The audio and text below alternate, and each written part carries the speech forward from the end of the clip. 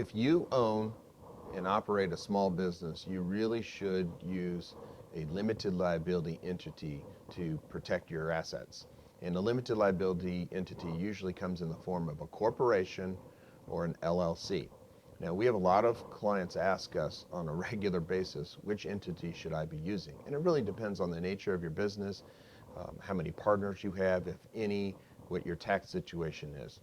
Increasingly, we like to use the limited liability company because it provides a great deal of flexibility in planning and in structuring. It's very easy to create and it's very easy to maintain. There's far less maintenance for an LLC as opposed to a corporation.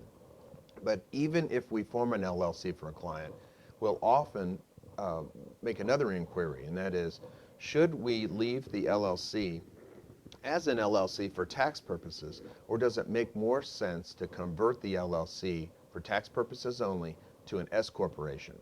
And that's a question that can only be answered in consultation with the client given specific facts. But increasingly, it makes sense for a business owner to be formed as an LLC and to be taxed as an S corporation. Doesn't apply in every case, but it increasingly applies to small business owners, especially if the small business owner works in the business. Because small business owners who work in the business often pay themselves in two different ways. They pay themselves a salary subject to full taxation, withholding taxes, and so forth.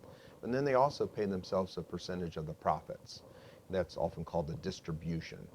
And in those scenarios, the LLC taxed as an S corporation makes all the sense, and that's the proper structure.